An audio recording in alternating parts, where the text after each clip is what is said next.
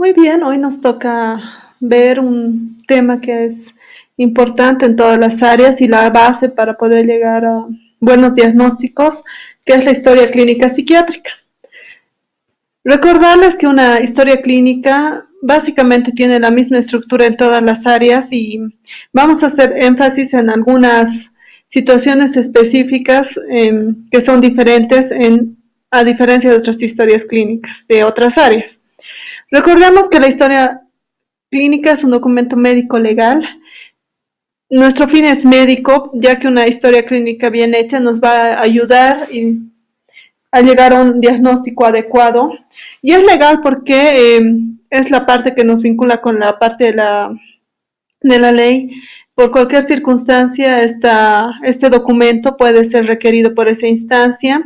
Recordemos que tiene que ser completo y la confidencialidad es parte de ello, salvo en algunas circunstancias en particular que podemos romperla. Básicamente, como les mencionaba, la estructura es similar. Tenemos la afiliación, el motivo de internación o motivo de consulta, la historia de la enfermedad actual, los antecedentes familiares, los antecedentes personales, el examen físico y una característica de la historia psiquiátrica diferencial es el examen mental. En los datos de filiación vamos a tener los datos completos que ya conocemos, ¿no? Nombre, edad, sexo, ocupación, religión, el grado instructivo máximo alcanzado, la fecha de nacimiento, el familiar responsable y el teléfono del mismo. También lo que es la forma de internación, una característica particular de los pacientes en psiquiatría es que no todos se internan de forma voluntaria, ¿no? Muchos de los pacientes se internan de forma obligada. Entonces es importante anotar cómo ha sido la forma de internación, si ha sido obligada o voluntaria. La fecha y hora de internación, que puede diferir de la fecha y hora de historia clínica. La fuente de información, recordemos que la fuente de información puede ser un familiar, el paciente o alguna persona que conozca datos sobre el mismo. Es importante además anotar el grado de confiabilidad, ¿no? Y si ha tenido internaciones anteriores en la parte de psiquiatría. Pasamos a lo que es el motivo de internación o motivo de consulta en caso el paciente no esté internado. Recordemos que es fundamental ir determinando cuál es el motivo real por el cual un paciente viene a nuestro hospital, centro donde estemos trabajando. Las palabras van tal cual el paciente nos las dice y van entre comillas, ¿no? Igual es importante anotar, además, si es el familiar quien nos está dando la información, si es otro, si es el familiar, ya les decía, si es el mismo paciente o alguien más, ¿no? Y en qué condiciones va a llegar el paciente a nuestro hospital. En la historia de la enfermedad actual es importante poner el inicio, ¿no? ¿Cómo se inicia esa enfermedad? El tipo de inicio, si ha habido algún factor que ha desencadenado, si es que el paciente estaba bien y de repente ha empezado la enfermedad o es que ya ha sucedido antes este tipo de episodios. Entonces es importante ir determinando cuándo precisamente ha empezado, ¿no? ¿Cómo, cuándo, dónde, qué exacerba, qué ha hecho el paciente, ¿no? También no olvidar que muchos pacientes no llegan de primera mano a una consulta, sino es que van, consumen medicamentos por su parte o las ve otra persona, curanderos, otros médicos, etcétera. Entonces eso es importante también anotarlo, ¿no? Y qué tratamientos han podido tener el paciente, no ser precisos, no se puede poner recibió tratamiento, sino poner qué tipo de tratamiento, qué dosis, cuánto ha durado, qué efectos adversos ha tenido. Si el paciente no recuerda, es importante anotarlo, no recuerda, ¿no? Y es importante anotar cómo está actualmente. Recordar que la historia de la enfermedad actual podemos describirla ya en términos psicopatológicos. Entonces, una parte importante que diferencia a las historias clínicas de otras especialidades es que hacemos una descripción detallada de los antecedentes familiares.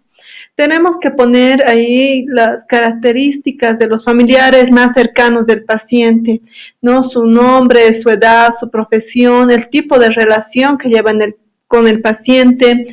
Además, hay que ver la dinámica familiar, es decir, cómo es esta familia, qué tipo de familia es una familia nuclear, es una familia ensamblada, ¿no? Las relaciones entre los miembros de la familia, si hay problemas, dificultades, si hay violencia intrafamiliar.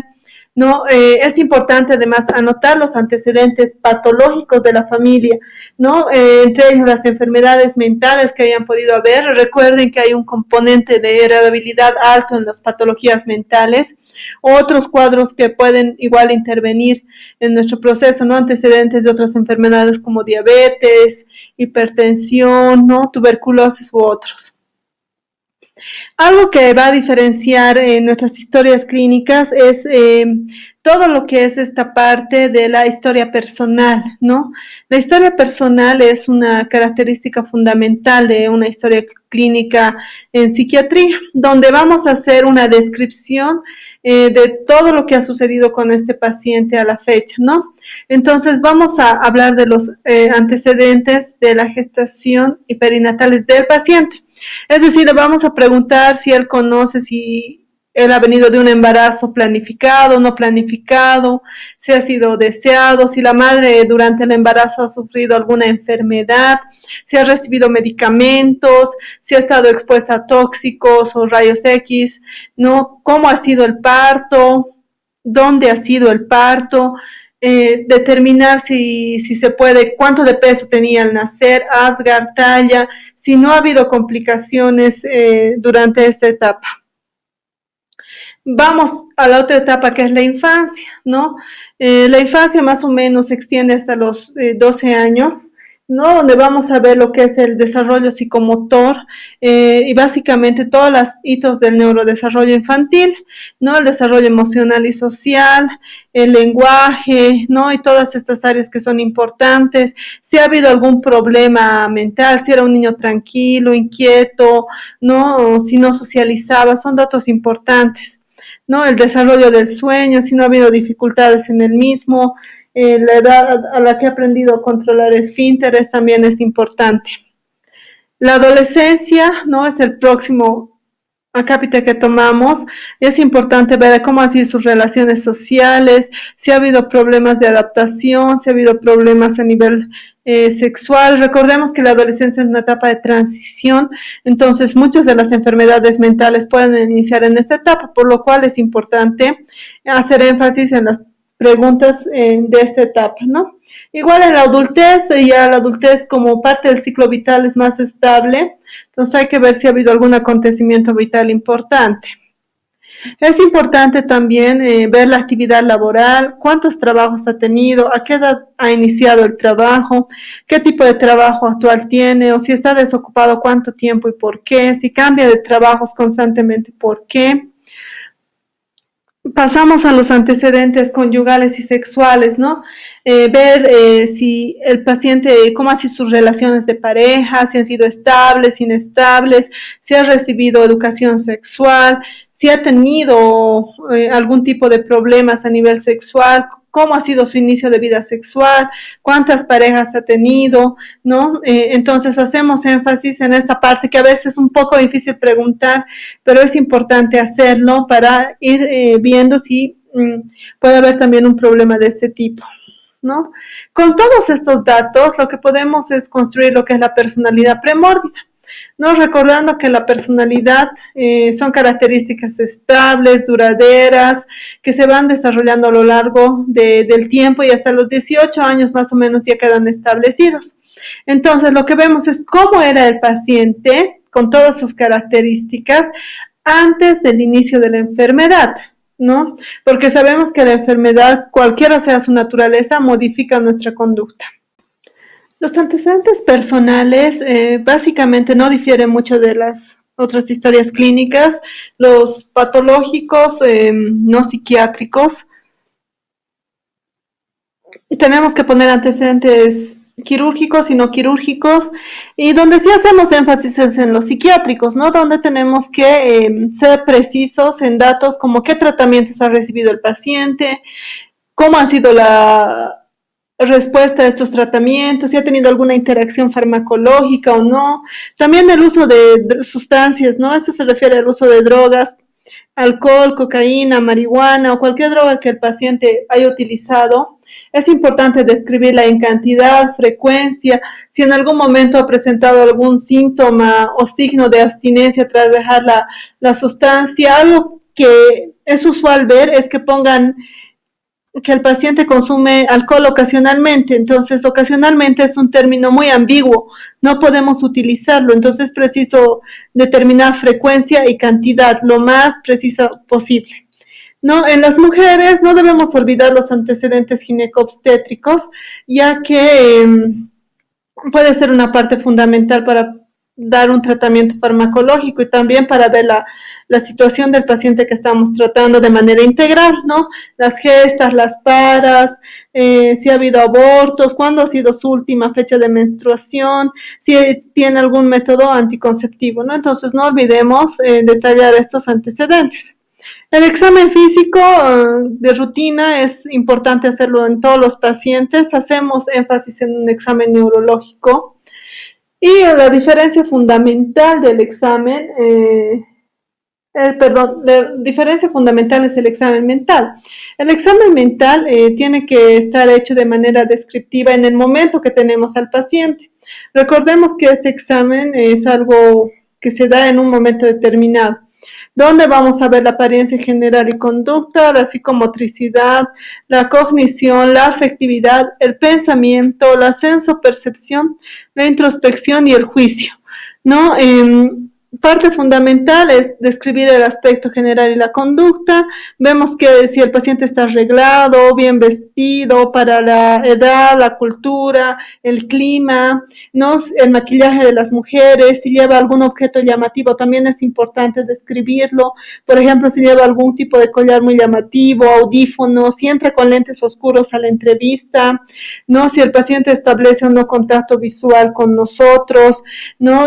Si tiene buena salud física, se puede describir el biotipo, ¿no? Si el paciente durante la entrevista, qué actitud tiene, está hostil, colaborador, apático, ¿no? Entonces hacemos una descripción del paciente en el primer momento que lo vemos, ¿no? O, si hay un dato llamativo, por ejemplo, si entra bailando a la consulta o cantando, igual tenemos que describirlo de esa forma. El resto del examen mental lo vamos a ir detallando en las siguientes clases. Entre las pruebas complementarias es importante anotar, ¿no? Los laboratorios que se le hacen, si vamos a solicitar tomografías o resonancias magnéticas o electroencefalogramas, que son los estudios que más nosotros requerimos, se van en esta parte. Algo que nosotros también hacemos uso para llegar a diagnósticos adecuados son los instrumentos de evaluación, ¿no? Entre esos podemos tener los famosos tests, ¿no? A veces los tests se utilizan como diagnóstico y no es así, ¿no? Los tests nos pueden ayudar a llegar a un diagnóstico, pero en sí no van a hacer el diagnóstico por nosotros.